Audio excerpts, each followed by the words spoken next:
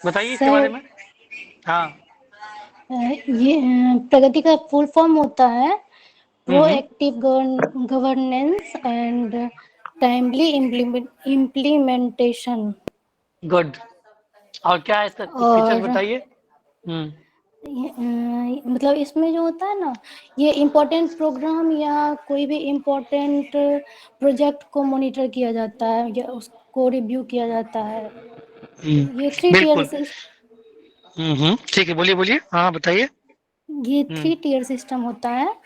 हम्म। एक पीएमओ होता है इसमें, और हम्म। एक चीफ सेक्रेटरी होता है स्टेट का, हम्म। और एक यूनियन गवर्नमेंट का सेक्रेटरी होता है। हम्म। हाँ हाँ विजय सही बोलिए। है। अपने बोलिए विजय, क्या बात है? विजय कुछ बोल रहे हैं? ठीक है कार्तिक ने बताया जाए। इन्हीं को बोलना है कुछ। हाँ ठीक है। कुछ नहीं बोलना है। देखिए, हाँ सही, आपने बहुत अच्छा प्रिया जी ने आपने बताया कि ये एक प्रगति प्लेटफॉर्म, इसका बिल्कुल नाम फुल फॉर्म है, ध्यान रखना है, proactive governance and timely implementation. इस बार जो 69वीं बीपीएससी हुआ था उसमें 3-4 फुल फॉर्म पूछे गए थे, तो फुल फॉर्म का पूरा जरूर याद रखेंगे। इसका एक तरह से ये governance, ICT, information and communication technology based technique है, जिसका मूल मकसद इसमें क्या है कि जो भी योजनाएं सरकार की चल रही है उसको मॉनिटर करना है और रिव्यू करना है। जो भी प्रोग्राम से, प्रोजेक्ट से, जितनी भी गवर्नमेंट ऑफ इंडिया की, सारा कुछ ये ऑनलाइन पोर्टल पे अवेलेबल किया जाता है, डेटा अपलोड किया जाता है और इसको मॉनिटर किया जाता है। और ये बिल्कुल ये 3 टीयर में है, जैसे कि एक पहले पीएमओ के निगरानी में होती है, और उसके बाद यूनियन गवर्नमेंट सेक्रेटरीट, मतलब जितने भी सेक्रेटरी होते हैं यूनियन गवर्नमेंट के, उनके तहत इनकी निगरानी की जाती है। और फिर साथ ही साथ प्रत्येक स्टेट के जो चीफ सेक्रेटरी होते हैं, मुख्य सचिव, उनके द्वारा भी जो अलग अलग राज्य में जो भी केंद्र सरकार की योजनाएं हैं उसको इम्प्लीमेंट सही ढंग से हो रहा है नहीं हो रहा है, उसको हम लोग रिव्यू करते हैं और मॉनिटर करते हैं। इसका मूल मकसद और ये 43rd 43वां बैठक था प्रगति प्लेटफॉर्म का, ये ध्यान रखेंगे। और एक तरह से ये प्रमोट करना है कोऑपरेटिव फेडरलिज्म। क्या होता है, कोई बताएंगे? कोऑपरेटिव फेडरलिज्म, ये सब जो मैं कीवर्ड बोलता हूँ ना, इसको आप लोग हमेशा ध्यान रखने का प्रयास करेंगे। हाँ बताइए, कोई बताएंगे? कोऑपरेटिव फेडरलिज्म, कोई बताइए, कोई भी। कोऑपरेटिव फेडरलिज्म एक होता है, कम्पिटिटिव फेडरलिज्म। फेडरलिज्म क्या होता है ये बताइए। संघवाद, हिंदी में बोलते हैं संघवाद। हम्म। एनीवन? कुछ नहीं, भूल सर गए सर। हाँ सर बोलिए आलिया जी। क्या? सेंटर कोई भी है स्कीम, हम्म।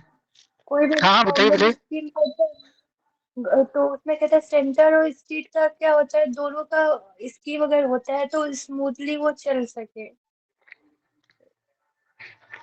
उसमें। इंडिया क्या है? फेडरलिज्म, फेडरलिज्म है, फेडरल स्टेट है, क्या है इंडिया? काफी फेडरलिज्म, हम्म। काफी फेडरलिज्म था सर, काफी हाँ, इंडिया क्वासी क्वासी फेडरलिज्म है। क्यों है इंडिया क्वासी फेडरलिज्म? उसका मेन वजह यह है कि इंडिया में जो हमारे यहाँ यूनियन ऑफ स्टेट्स है, मतलब प्रत्येक स्टेट के बीच में, जो 28 स्टेट्स है उसके बीच में एग्रीमेंट नहीं हुआ है। मतलब दे कांट बी सेकीड, हम लोग से वो अलग नहीं हो सकते हैं। जबकि यूनाइटेड स्टेट्स जो है वहाँ पे प्रत्येक जो 50 स्टेट्स है वो आपस में एग्रीमेंट हुआ है यूनियन गवर्नमेंट के साथ, और आपस में एग्रीमेंट के तहत आया है। और प्रत्येक स्टेट की अपनी सोवर्निटी होती है, संप्रभुता होती है, परंतु हमारे इंडिया में प्रत्येक स्टेट के पास अपनी सोवर्निटी नहीं है। इसलिए इंडिया फेडरल नहीं होकर के क्वासी फेडरल है। तो ये कोऑपरेटिव फेडरलिज्म का मतलब ये होता है कि एक तरह से यूनियन और स्टेट गवर्नमेंट के बीच में एक अच्छा रिलेशनशिप मेंटेन हो, उसी को हम लोग कोऑपरेटिव फेडरलिज्म के नाम से जानते हैं। एक होता है कम्पिटिटिव फेडरलिज्म, जिसका आप लोग जो नीति आयोग रैंक निकालती है अलग अलग फील्ड में, हेल्थ में, एजुकेशन में, रैंकिंग नेशनल इंस्टीट्यूशन एजुकेशन वाले में, जो कॉलेज का होता है, तो अलग अलग जो रैंक निकालती है लॉजिस्टिक फ्रेमवर्क में, तो वो एक प्रमोट करता है कॉम्पिटिटिव फेडरलिज्म, कि अलग अलग स्टेट के बीच में कंपटीशन हो और सब स्टेट अपना अपना बेहतर करने का प्रयास करें। ये क्या है? कोऑपरेटिव फेडरलिज्म है, कि यूनियन गवर्नमेंट की सेक्रेटरी और स्टेट गवर्नमेंट के चीफ सेक्रेटरी बैठते हैं और जो भी योजनाएं प्रत्येक स्टेट में चल रही है उसके बारे में चर्चा करते हैं और उसका मॉनिटर किया जाता है। ठीक है, आगे बढ़ते हैं। इसमें कोई ऐसी कोई प्रॉब्लम है, कोई डाउट है? दूसरा रहा था न्यूज, एससीओ का मीटिंग हुआ था। ये 22वां मीटिंग हुआ एससीओ का। एससीओ 2 मीटिंग कर दी है। एक हेड ऑफ स्टेट, बताइए कोई बताएंगे कौन कौन मीटिंग होता है एससीओ का? संघाई कोऑपरेशन ऑर्गेनाइजेशन, एक हेड ऑफ स्टेट और दूसरा होता है हेड ऑफ गवर्नमेंट। तो हेड ऑफ गवर्नमेंट में देखिए, हेड ऑफ स्टेट में जब भी होगा उसकी बैठक मीटिंग होगी तो उसमें उस देश के जो प्रीमियर होते हैं, प्राइम मिनिस्टर या प्रेसिडेंट भाग लेते हैं। लेकिन हेड ऑफ गवर्नमेंट में उस देश के सेकंड इम्पोर्टेंट पर्सन, जैसे कि मान लें हमारे देश में हेड ऑफ स्टेट जो है प्राइम मिनिस्टर होंगे और हेड ऑफ गवर्नमेंट प्रेसिडेंट होंगे। लेकिन ये जो बैठक हुई है किर्गिस्तान में हुई है और इसमें हमारे एक्सटर्नल अफेयर्स मिनिस्टर कौन है? एस जयशंकर। हाँ, एस जयशंकर ने भाग लिया है। और इसमें कब स्थापना हुआ था एससीओ का, 2001 कोई बताएं कितना? 2001 में। हाँ, कितने मेंबर है इसमें? 9 कंट्री हैं कौन कौन है? सर। ईरान इसका लेटेस्ट कंट्री है और चाइना। इसका हेडक्वार्टर कहाँ है? हेडक्वार्टर बीजिंग है। यस।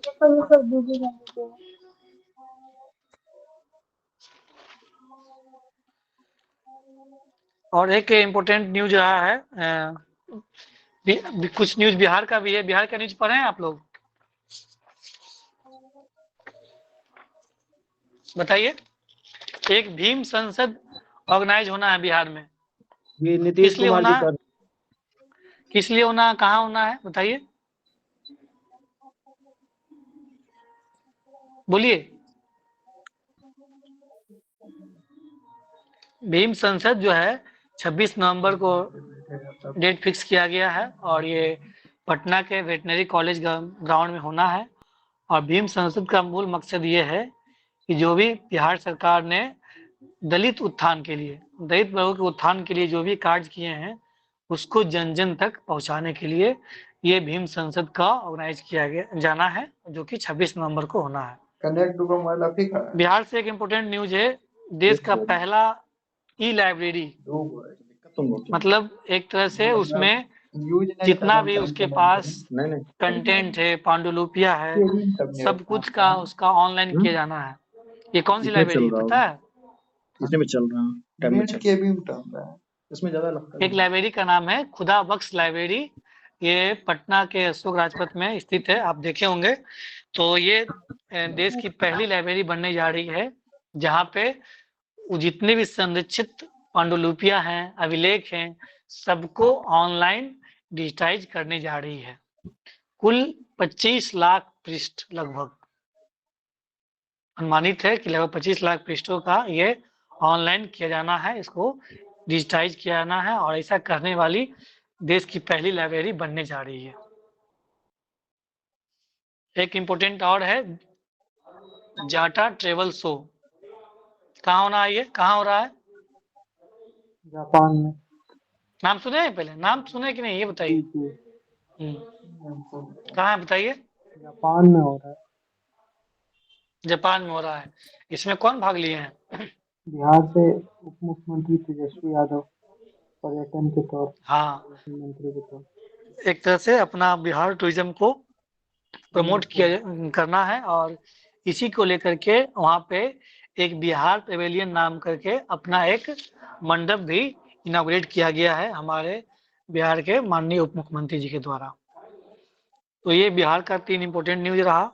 और नेशनल का एक और न्यूज है, न्यूट्रेंट वेस्ट फर्टिलाइजर सब्सिडी, जितने भी फर्टिलाइजर है उस पे सब्सिडी देने की बात की जा रही है। हेलो, आप सुन पा रहे हैं? आवाज मेरी जा रही है? हाँ, आवाज आ रही है, बट ये लोग पढ़ के नहीं आते हैं। अच्छा। हाँ तो इसलिए सिर्फ आवाज ही आएगी और कुछ होगा नहीं। सर हाँ जो तो अभी एक हाँ सर जो अभी ये का बता रहे थे, हम्म, जिनका नेट कमजोर है ना, इंटरनेट कनेक्शन सही नहीं है, वो टाइप कर दिया करें। मैसेज टाइप करने का भी ऑप्शन है, हम लोग यहाँ देख लेंगे। ठीक है। सर नहीं आ रहा है सर। नहीं, आप नीरज जी, आपका इंटरनेट कनेक्शन थोड़ा वीक है, आप टाइप कर लें, मैसेज टाइप कर लें। आप कंटिन्यू करें करते हैं। तो नहीं, फर्टिलाइजर टाइप में करने जो का है है, ऑप्शन है इसमें, देखिए 3 डॉट बना होगा इसके बाद में, उसमें इन कॉल मैसेज का ऑप्शन, देखिए हम मैसेज लिख रहे हैं यहाँ पे, जैसे मैंने मैसेज लिखा तो ये टाइप करने का ऑप्शन है यहाँ पे, गया मैसेज, आप वहां लिख सकते हैं। कंटिन्यू करें। फर्टिलाइजर सब्सिडी मतलब न्यूट्रेंट वेस्ट, ये गवर्नमेंट का स्कीम है, इसका नाम है NBS। इसमें और ये ministry of chemical and fertilizers वही कंट्रोल करती है, इसकी रूरल मिनिस्ट्री है। और इसका मूल मकसद ये है, देखिए, एक होता है यूरिया और एक बाकी जो फर्टिलाइजर हैं, जैसे nitrogen based, phosphorus based, potassium based और सल्फर वेस्ट, तो ये सब जो मतलब यूरिया को छोड़ करके, एक्सेप्ट यूरिया, क्योंकि यूरिया में गवर्नमेंट सब्सिडी नहीं देती है बल्कि एक फिक्स्ड प्राइस करती है, और उस फिक्स्ड प्राइस के तहत ही यूरिया को बेचा जाता है गवर्नमेंट के द्वारा। प्रत्येक अपने जो भी लाइसेंस्ड जो भी दुकान होते हैं वहाँ पर। और जितने भी अदर फर्टिलाइजर हैं एक्सेप्ट यूरिया, यूरिया को छोड़ करके, नाइट्रोजन, फास्फोरस, एक होता है NPK, नाम सुने होंगे आप लोग, एक रेशियो होता है जो, हाँ, Yes, कितना sir. रेशियो होता है NPK का? 4:2:1. 4:2:1 का। हाँ, 4:2:1। तो ये एक्सेप्ट यूरिया को ये नाइट्रोजन, फास्फोरस और पोटेशियम, सल्फर, ये सब पे ministry of chemicals and fertilizer subsidy देने जा रही है। और इसमें लगभग कुछ इम्पोर्टेंट है, याद रखना है, लगभग 47 रुपये पर केजी फॉर नाइट्रोजन के लिए है, 20 पर केजी फास्फोरस के लिए है। ठीक है, तो ये बस यही 3-4 न्यूज था इम्पोर्टेंट नेशनल का, और बिहार का भी मैंने बता दिया 2-3 न्यूज। बाकी किन्हीं को इसमें कुछ जो मैंने बताया इसमें कोई समस्या है तो पूछें, या किन्हीं को कोई और न्यूज शेयर करना है आजकल का जो आपको लगता है यहाँ पे शेयर नहीं हुआ, वो शेयर कर सकते हैं, बताइए।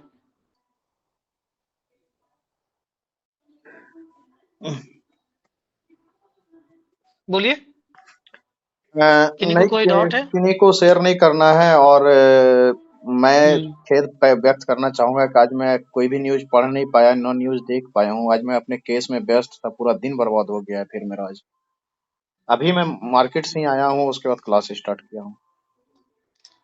आज मैं खुद भी कुछ भी वो नहीं तो पढ़ आपकी पाया है। व्यस्तता मैं समझ रहा हूँ। तो बच्चे अगर कोई पढ़ के आए हैं तो बता दें, नहीं तो फिर आगे बढ़ा जाएगा।